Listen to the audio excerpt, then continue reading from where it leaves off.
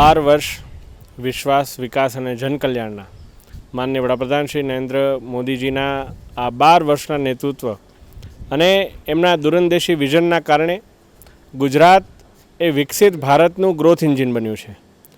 આજે જે પ્રગતિપથનો કાર્યક્રમ અંતર્ગત સુભાનપુરા ખાતે સ્કાડા સિસ્ટમને નિહાળવા માટે અને એને સમજવા માટે આજે માનનીય ધારાસભ્ય શ્રી કેયુરભાઈ સાથે તમામ જે પ્રતિનિધિઓ સાથે અમે ઉપસ્થિત રહ્યા અને જે પ્રકારે સ્કાડાનું વર્કિંગ નિહાળ્યું, ઓક્ટોબર 2026 સુધીમાં આ સ્કાડાનું સંપૂર્ણ ઇન્સ્ટોલેશન પૂર્ણ થશે, ઓપરેટ એનું ફૂલ ફ્લેજ એ થવાનું શરૂ થશે.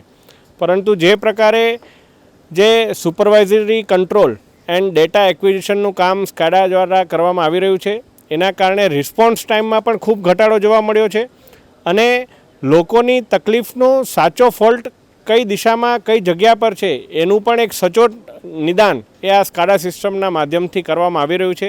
જે પ્રકારે રિયલ ટાઈમ જે ડિજિટલ ઇન્ડિયાના ઉપયોગ કરી અને MGVCL દ્વારા કાર્ય કરવામાં આવી રહ્યું છે એ લોકો માટે, લોકોની સુખાકારી માટે ખૂબ જ અગત્યનું છે.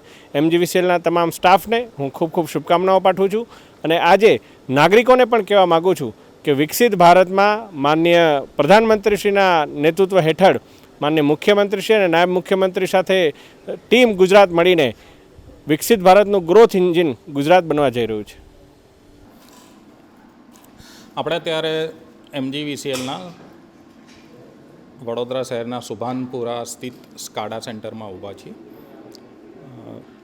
RDSS યોજના હેઠળ આપણે આ સ્કાડા કંટ્રોલ રૂમ ઊભું કરી રહ્યા છે અને એમાં મેજર પાર્ટ જે છે એ 650 જેટલા આપણે RMU રિંગમેન યુનિટ વડોદરા શહેરમાં લગાવ્યા છે અને તેનું તમામ ડેટા વગેરે અહીંયા આવશે અને તેને આપણે કંટ્રોલ કરી શકીશું.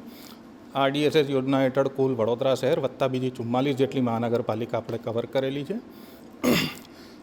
ગ્રામ્ય વિસ્તારમાં આપણે ફોલ્ટ પેસેજ ઇન્ડિકેટરો લગાવ્યા છે, એનો ડેટા અહીંયા આવશે અને તેનું આપણે મોનિટરિંગ કરી શકીશું.